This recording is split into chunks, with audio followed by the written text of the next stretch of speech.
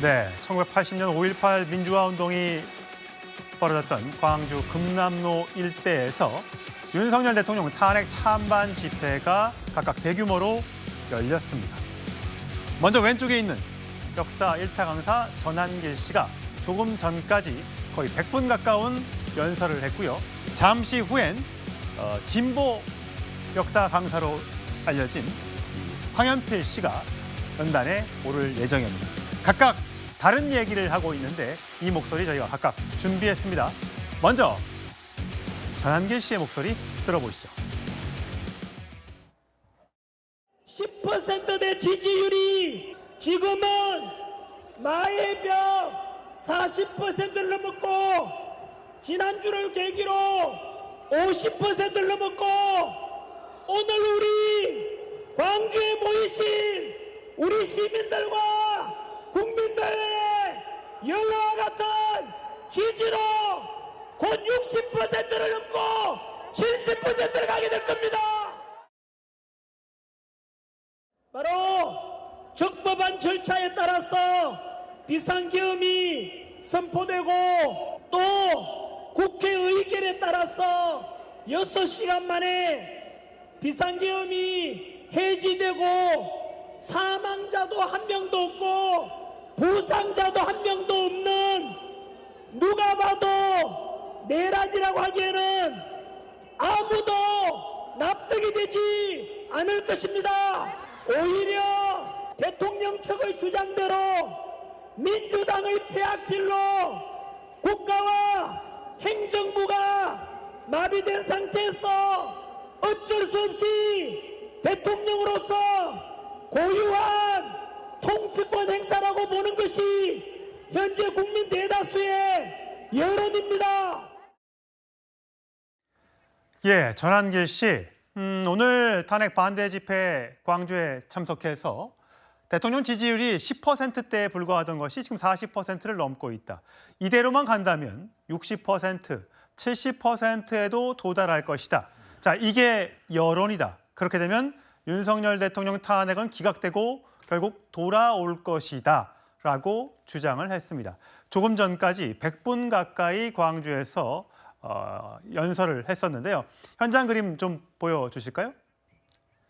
예, 조금 전에 보여드린 탄핵 반대 집회, 지금은 탄핵 찬성 집회입니다. 불과 탄핵 반대 집회의 그 행사장과 거리가 한 100m 정도밖에 차이가 나지 않습니다. 다행히 양측의 충돌은 없이 평화롭게 순조롭게 진행이 됐고요. 지금 보고 계신 화면은 탄핵 찬성 집회, 잠시 후 역사 강사 황현필 씨가 무대에 오를 예정이고요. 다시 한번 전한길 씨가 있었던 광주 탄핵 반대 집회 영상을 좀 보여주시죠.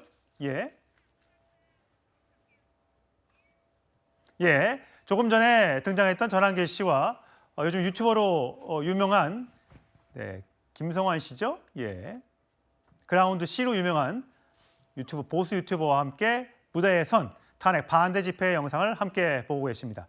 자, 정혁진 변호사님, 네네. 오늘 광주에도 물론 경찰 추산 참석 인원은 추산하지 않았습니다. 오해를 살 수 있어서 각각 탄핵 찬성 집회에는 2만 명 정도가 모였다고 주최 측이 추산을 했고요. 탄핵 반대 집회는 10만 명이 왔다라고 주장을 하고 있습니다. 어쨌든 부산, 그다음에 대구, 광주에도 상당히 많은 분들이 모이셨습니다. 글쎄요, 제가 화면으로 봤더니 뭐 드론에서 찍은 사진도 있고, 그다음에 이제 건물 옥상에서 찍은 사진들도 있고 그런 것 같은데, 어쨌든 공통점은 굉장히 많은 인파가 몰렸다. 조금 전에 앵커가 말씀하셨지만 주최 측 추산이기는 하지만 10만 아니었겠습니까? 주최 측이 조금 과장했다고 하더라도 그렇기 때문에 10만까지는 안 될지 몰라도 어마어마한 인파가 몰린 건 사실이고요. 그다음에 무엇보다도 보수단체가 주최한 집회 역사상 최대 인파가 몰린 것이 아닌가 그런 생각은 들고요. 제가 기억이 나는 게 바로 저 금남로에서 박근혜 전 대통령 탄핵되기 직전에 촛불 집회 때 굉장히 많은 사람들 모였었거든요. 그런데 그때하고 버금갈 정도의 그렇게 인파가 몰린 거 아닌가 그런 생각은 들고요. 일단 물론 저기에 모여 있는 사람들이 100% 모두 광주 시민은 아닐 거예요. 제 주위에도 서울에서 KTX 끊고 나도 한번 광주에 가겠다 이런 사람들 여러 명 봤으니까. 예. 하지만 그렇다라고 하더라도 광주에서 열린 저 집회에 그 많은 그 광주 분들이 최소한 절반 이상은 참석한 것이 아닌가. 절반만 봐도 어마어마한 인파다. 저는 그런 생각이 들고요. 예. 바로 저게 민심이다. 저렇게 생각이 됩니다. 예. 그 민심이 민주당에 대해서 화가 나 있고요. 공수처에 대해서 분개하고 있고요. 무엇보다도 헌재에 대한 불신은 지금 하늘을 찌르고 있는 것이 아닌가 그런 생각이 듭니다. 예. 그렇기 때문에 지금 다른 데도 아니고 헌법재판소는 다른 사람도 아니고 대통령에 대해서 대통령에 대한 탄핵 심판을 저렇게 진행해서는 안 된다. 그런 민심이 저렇게 폭발하고 있는 것이 아닌가 저는 그런 생각이 들었습니다. 예, 손정학 변호사님. 대형 태극기가 흡사 과거에 2002년 한일 월드컵 당시에 거리 응원을 보는 듯한 모습인데요. 지금 한눈으로 봐도 많은 분들이 광주 금남로에 모이셨습니다. 사실은 광주라는 곳이 5.18 민주화 운동의 상징 같은 곳이 금남로고요. 그리고 또 민주당 정치인들, 또 광주시장까지 나와서 많이 안 올 것이다. 이곳이 어떤 곳인데 라고 이야기를 했었는데요. 예상 밖에 많은 분들이 모였던 이유 뭐라고 생각하세요? 저는 두 가지로 이게 보는 게요. 호남에도 이제 그 탄핵 반대 여론 이 자유우파 보수가 많이 있어요. 호남에서도 자체적으로 많이 왔고요. 그리고 이제 그 전국적으로 많이 온 것도 이게 사실이고요.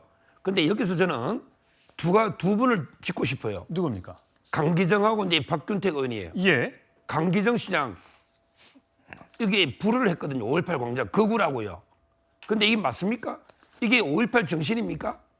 예를 들어 오세훈 시장이 광화문에 탄핵 반대 집회하고 이 탄핵 찬성 집회 하지 마. 왜? 국민의힘 시장이니까. 이러면 이게 과연 민주당이나 진보진이 가만히 있을까요? 광장이 강기정 시장 개인 겁니까? 왜 본인이 마음대로 이게 불허합니까? 탄핵 찬성만에게 그 허가해주고 반대 집회에게 불허해주니까 장소를 변경한 거 아닙니까? 이게 저는 5.18 정신이 맞는가 묻고 싶고요. 예. 그다음에 박균택 의원 뭐라 했습니까? 그냥 이 집회는 이게 쓰레기니까 쓰레기장 주소로 가라 했어요. 이게 과연 광주의 국회의원이 이렇게 국론을 분열시키면서 저 많은 인파를 쓰레기 취급하는 겁니까?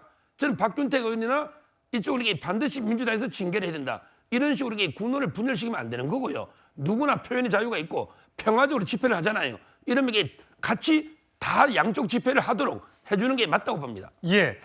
강성필 부대변인. 네. 어쨌든 100m도 안 되는군요. 탄핵 찬성 집회와 반대 집회의 거리가 불과 50m여서 이 사이에 사실 이렇게 네모나게 차벽을 둘러싸서 양측의 혹시 모를 충돌을 막기 위해서 노력을 했는데 다행히 양쪽 모두 성숙한 집회 문화를 보여주면서 충돌 없이 잘 진행되고 있습니다. 물론 안에 나왔던 집회의 구호들은 좀 과격할 수 있으나 물리적인 충돌은 없었다는 점에서 참 보기 좋았다는 생각이 일단 먼저 들고요. 오늘 전한길 씨가 10가지 계몽령이라고 얘기했습니다. 처음에는 계몽령 했는데 10가지 계몽령. 혹시 다 보셨어요?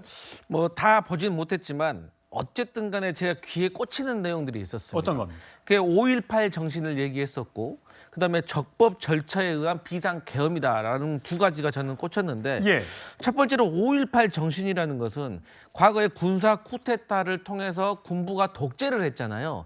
여기에 대해서 시민들이 이 총과 칼을 든 군인들에게 맨손으로 이게 독재에 항거한 거거든요. 그러니까 민주주의를 살리기 위해서. 그거와 이번에 우리 야당의 지지자들은 어쨌든 친일 쿠데타, 본인의 권력을 연장시키기 위한 그래서 총을 든 군인이 국회와 선관위를 침탈을 했는데 그게 어떻게 5.18 정신과 비교의 대상인 거냐에 대한 상당히 부정적인 여론이 있었고 두 번째로 적법 절차라고 하는데 지금 탄핵 심판에서 적법 절차에 의한 계엄 선포였는지 따져보고 있는데 어떻게 보더라도 적법한 계엄 절차가 아니다. 왜? 국무회의록도 없었고 거기에 대해서 제출도 못하고 있잖아요.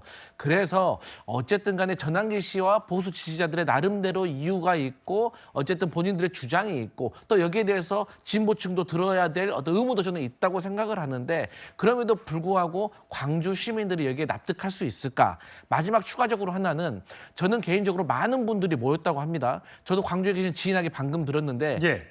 그러니까 보수 여론, 그러니까 탄핵에 반대하시는 분들이 3명이라면 탄핵에 찬성하시는 분들이 1명이라고 해요. 그러면 3배 규모 아니겠습니까? 그런데 광주에서 탄핵에 반대하시는 분들이 많이 늘어나는 것이 사실 전환길 씨의 목적이 되어야지 그냥 전국에서 많은 분들이 광주에 모여들어서 탄핵 반대 집회가 커지는 것은 저는 그렇게 의미는 없다고 생각합니다. 예. 자, 전한결 씨 10가지 계몽령 하면서 여러 가지 조목조목 이야기를 했는데요. 오늘 이 대목을 다시 한번 언급했습니다. 들어보시죠.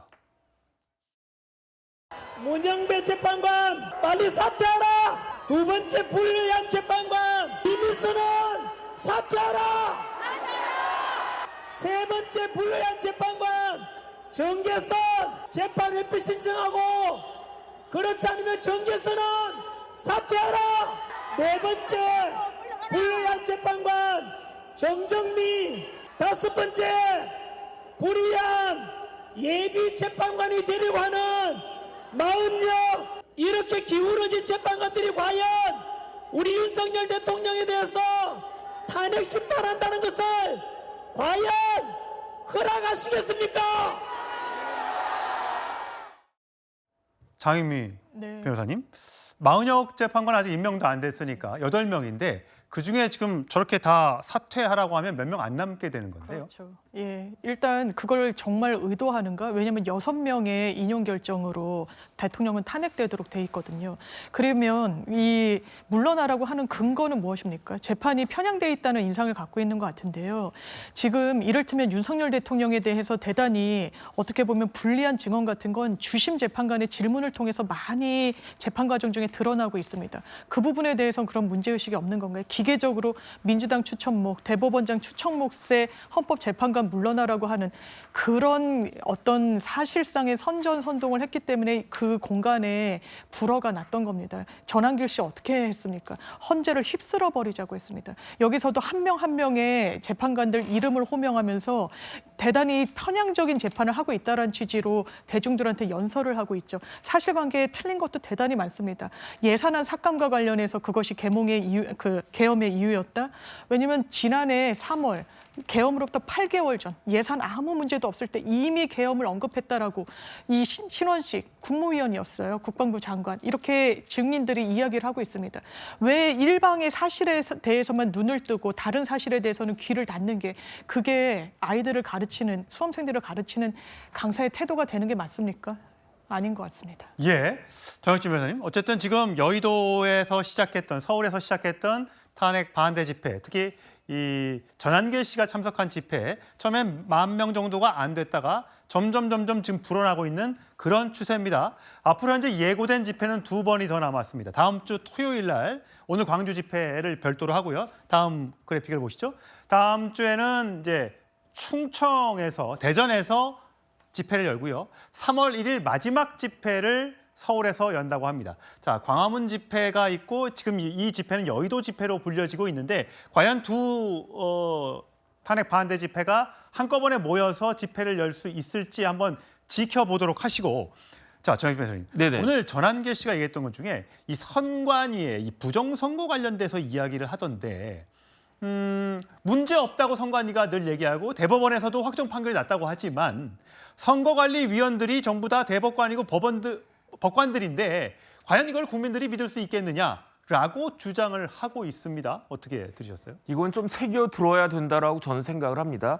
선거관리위원장은요. 중앙선거관리위원장은 대법관이 겸직을 하고 예. 물론 상근은 아닙니다. 그렇기 때문에 형식상으로는 위원장은 법관들이고요. 그러니까 중앙선관위원장은 대법관, 그다음에 지방에 있는 각급 선관위원회 위원장들은 뭐 그 법원장이나 아니면 그 밑에 있는 지원장이나 그런 사람들이 하는데 그렇기 때문에 더 의심을 받는 거 아니겠습니까? 왜 의심을 갖다 받습니까? 상식적으로 그 지금 요구하는 것들이 그렇게 문제가 될 정도로 무리한 요구라고 생각이 안 되거든요. 옛날에 제가 뭐 한국사 배울 때 백골징포란 말이 있었어요. 무슨 뜻이죠? 그게 뭐냐면 죽은 사람한테 세금 건다는 이야기입니다. 그런데 지금 어떤 일이 있다라고 주장이 되느냐? 명단에 없는 사람이 있지도 않은 그런 사람에게 투표권이 주어져서 그 사람이 권을 행사한 것이 아니냐 이런 것들은 쉽게 그 파악될 수 있는 거 아니겠습니까? 뭐 간단하게 여기가 종로인데 종로에 사람이 10,000명 살고 있는데 11,000명이 투표했다. 이건 말이 안 되잖아요. 그런 식의 감정을 갖다가 한번 해보겠다. 그다음에 심지어 선관위에서도 그런 요구가 들어오면 우리 선관위 자신이 있으니까 거기에 적극적으로 응하겠다. 그런데 헌법재판소에서는 이러한 증거 신청 받아들이지 않았습니다. 왜 받아들이지 않았을까요? 제가 봤을 때 빨리빨리 시간을 갖다가 끝내가지고 그래가지고 대통령 탄핵에 대한 결정을 내리려고 하는 그런 목적이 있는 것이 아닌가? 그런데 우리 국민들은요, 대통령이 탄핵되는지 여부도 굉장히 중요하지만 다른 사람도 아닌 대통령이 우리나라 선거에 있어서 문제가 있다라고 말씀을 하셨기 때문에 그 부분에 대해서 이참에 다 확인하고 넘어가고 그래서 문제가 없다라고 깔끔하게 헌법재판소에서도 다시 한번 확인이 되면 더 이상 문제가 없을 것이고 만약에 문제가 있는 것이 발견이 되면 그러면 대대적으로 정비를 해야 되고 이런 기회인데 헌법재판소의 저러한 그 태도로 인해 가지고 오히려 국민들 불신이 더 올라가고 그러니까 전한길 씨가 저런 주장을 할 때 많은 사람들이 오히려 호응을 하는 것이 아닌가 저는 그런 생각이 듭니다. 장 변호사님, 네. 누군가 혹자 그러던데요. 혹시 그렇게 만약에 국민의힘이나 네. 혹시 뭐를 조기 대선에서 국민의힘 후보가 그래 검증하자, 부정선거 있는지 없는지 검증하자라고 했을 때 그 관련해서 그래 그럼 검증해보고 그러니까 이재명 대표든 뭐 민주당의 후보가 검증하자 대신에 문제가 없으면 그 책임은 국민의힘 후보 아니면 지지자들이 그 돈이 들어간 비용이라면 그거 토해내게 하자라고 주장하는 분들도 계시더군요. 그런 건 어떻게 생각하세요? 그런데 저는 일단 가장 이 모든 국민들이 수긍해야 되는 건 사법부에서 판단인데 120건 넘게 부정선거와 관련해서 마침표가 찍혀졌습니다. 부정선거는 없다라는 거예요. 그러면 무슨 기억 형상 용지가 있다, 용지가 접히지 않았다 이런 주장이 관련해가지고 끊임없이 나왔었습니다. 그래서 법원에서 다 들여다본 거죠. 접혀 있었던 종이가 태반이었었다는 겁니다. 이런 부분과 관련해서 이걸 주장을 한다 그러면 다 받아들여져서 국민 세금으로 한 다음에 나중에 그럼 내가 책임지겠다? 그러면 그때 가서 딴소리하면 어떡합니까? 국민 혈세는 그대로 가고 그리고 국정원에서도 지금 3차장이 증인으로까지 나왔었습니다. 그 당시에 주무하고 있는 차장 지위에 있었으니까요. 그럴 수 없다라는 겁니다. 시스템적으로. 왜냐하면 계속해서 뭐 인터넷이 뚫린다, 해킹의 가능성이 있다라고 하는데 인터넷으로 구동되는 시스템이 아니니까요. 그리고 전자개표라 가지고 문제가 된다? 전자개표 시스템도 아닙니다. 이런 가짜뉴스에 하나하나 반응하는 건 민주주의가 아니라고 생각합니다. 예. 자, 지금까지 탄핵 반대 집회에 대해서 짚어봤습니다.